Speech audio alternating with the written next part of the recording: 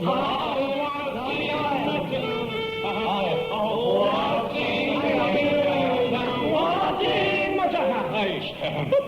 Barry Father. How's about playing on these records? This is the Beatles speaking.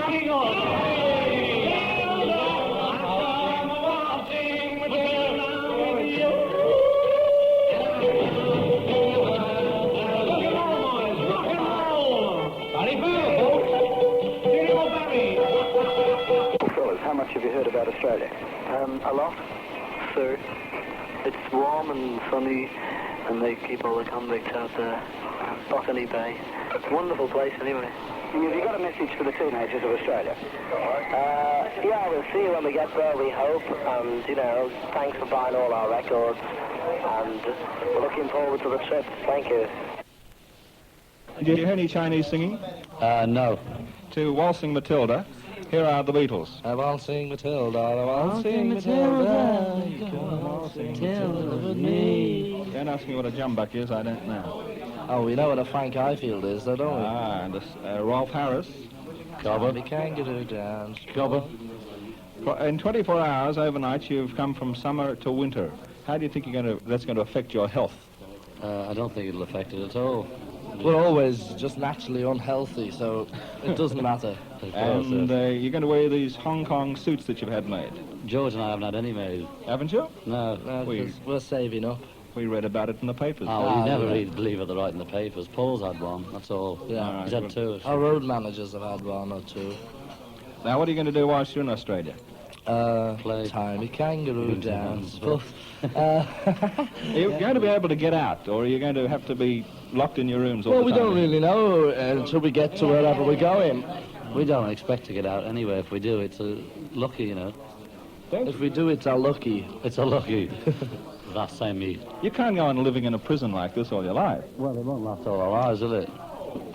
How long do you think it'll last? Well, don't ask me that, but we know it won't last all our lives, so that's enough. Paul, you bought a Chinese suit. Yes, it's true, too. Did you? Yes. How much did you pay for them? It wasn't very dear. About 10 quid, I think. I thought being the Beatles they'd charge you twice as much. Did you have a chance to barter with the men? Yeah, it was great, actually, because somebody said you got to haggle and get them down, get the prices down, so I did. It was quite good. Some little fellow was selling some ornaments, and he wanted $160 for them. No, he was selling a watch, that's it. Wanted 160 Hong Kong dollars for it. So I kept saying to him, no, it's not right, $100, that's right, do you know? Anyway, he got him down to $100. It was probably worth about $30, mind you, but... You want to buy anything in Australia? Yes, definitely. Anything what? Like what? Anything particular? I don't know. I think everyone who goes to Australia buys a boomerang, don't they? I think I'll skip that one. It's a bit don't fancy it. There's not much chance to use it in London, really. Welcome to Australia. Which one am I talking to? Paul, how do you do? Thank you. How do you do, Paul? I'm John Edwards. Yes. Yes, Paul, I've got a light. Paul, what sort of a trip have you had from Hong Kong? Okay, yes, very nice. Very nice. You're looking forward to... Oh, thank you, that's free smoke. You're looking forward, of course, to your Australian tour? Yes, lovely. I didn't expect anyone to be here, though.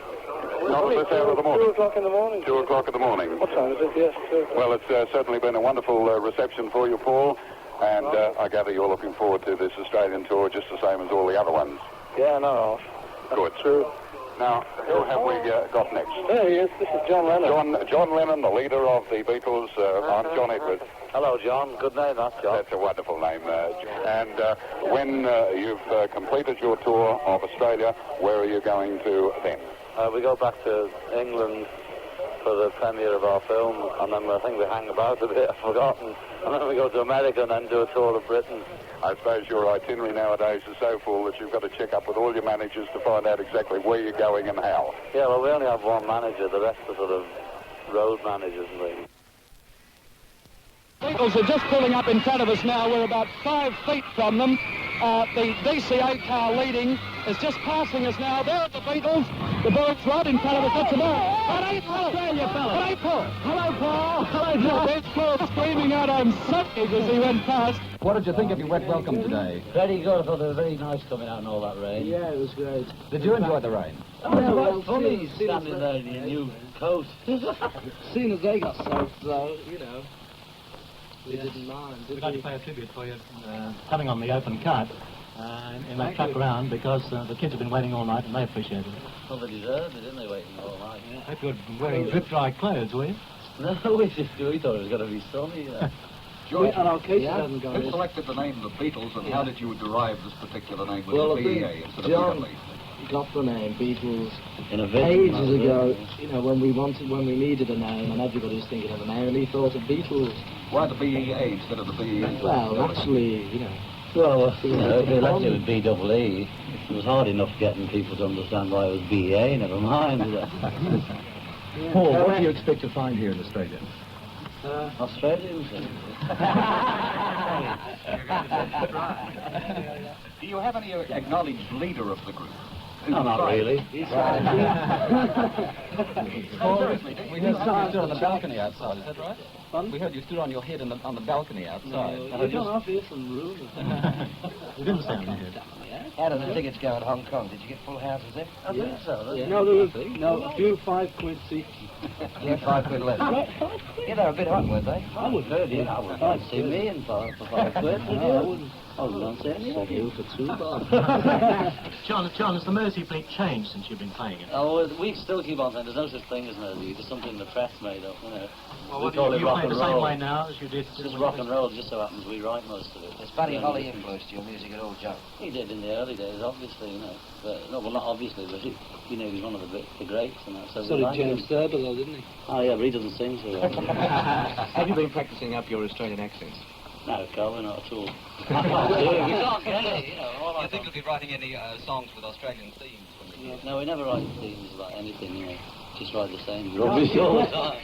You play the kind of music you want to play or the kind of music you think people want to hear. No, we've been playing this kind of music for like 5 or 6 years or something like that. It's just rock and roll, you know. It just happens we write it. Well, what do you think made the difference that suddenly put you up above the other groups? Well, we got a record contract. Speaking of records, what record do you all agree on, generally, as your best recording? Well, we always like the one we just made, don't we? So it's Long Tall Sally for me. This is your latest I one? like. Well, it's quite new, you know. I like. It's not even a song. Sorry. I like You Can't Do That. What do you like, Jimmy? What about you, Jim? You haven't seen anything. Yeah, How do I you like feel, that. Jimmy, being in with the Beatles? Pardon? How do you feel being in with the Beatles, the newcomers, standing in for Ringo? It's a good experience, man. How is Ringo? He's much better. He joins them on Sunday. What do you do then? I go back to London and they're fixing up a band for me and I do some television. And he's away? You've been progressing pretty well with your Beatle haircut. Yeah, well, I've been growing it for about 3 months. How long does it take to get a magnificent name like this? I don't know, I can't remember being without it. Do you ever go to the barbers, John? No, you know, I've never had a cut since the film. The woman on the film cut it good, but I don't trust anybody else. This is the film Beatlemania, is it? No, it's not called that. That's another story. It's got Hard Day's Hard Night. Day's Night, it's called. Are you satisfied with the finished product? Well, it's as good as anybody that makes a film who can't act, you know. I'm sorry that the weather was so shocking. It could not have been worse. Well, it's different, isn't it? You know. Is it like that in Liverpool? No, I've never, not as hard as that rain. I've never seen that except for in Tahiti. What? Rain in Tahiti? Yeah, it rained a couple of days when we first got there. I thought it was the end of the world. It was like a monsoon. What?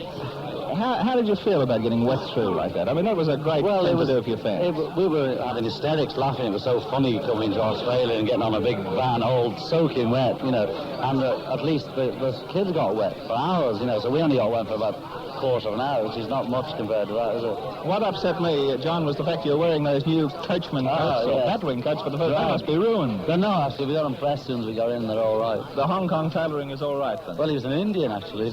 Paul, what was it like out there on the tarmac? Yeah, it was a bit of a pity, actually, because I was thinking, well, showing off my flash suit, but it just got soaked through. I've just been advised, and Paul told me that this was not going to happen, that your next release in America is going to be a song called A Hard Day's Night. It'll come out on the 26th of June. I think Long Tall Sally's the next release in America. Well, according to Cashbox this week, it's a hard day's night. I'll give it. You know more. I only know what we... No, well, that's what true. happens in England, you know, because they all make their own singles out of the LPs everywhere else. Say something for the Australians. Hello, cover. How's Wagga Wagga? That's all I can say. Didgeridoo and all that. Thank you, John Lennon. Paul, you're probably the lady killer Beatle. What is your impression of the Australian ladies? Very nice. Why are you always surrounded by the ladies? I'm chatting them up. Chatting them up here. What does chatting them up mean? Pardon? What does chatting them up mean? Oh, It's a pommy expression. You're in Australia, mate. Look, we invented the language. What are you talking about? What, the Liverpudlians invented it? Or desecrated it? That's British chaps. Ah, yeah. Yes. Jimmy's a Cockney. Well, not a Cockney, but very nearly. Yes, I live in London. I wasn't born under the sound of Bow Bells, but I come from a place called Barnes, which is about 6 miles outside of London. We found some of your cousins you're going to meet later in the day, and I hope you'll find... Yeah? Oh, that's marvellous. I hope you'll find some more relatives while you're here. Yeah, so do I. What would you like especially to do while you're in Australia? Well, this outback. You know, I've heard of this word outback, and It's I'd like like open spaces. Is it? Yeah. Oh, that's what it means. Yes. Yeah, I fancy going there. You'll have a little What was trouble it? getting there, I think, because it's a long way out back, you see. Is it? Are you going to buy any camel seats, is it? Camel seats you bought? No, I bought a camel seat in Bangkok, yes. I want some... kangaroo seats. No, I'm putting you on. Yeah, you're putting me on. Some of those things that go... What the boomerangs, that's right, yes, and some spears and things, you know. All right, and I hope like a boomerang you will come back, Jimmy. Oh, so do I.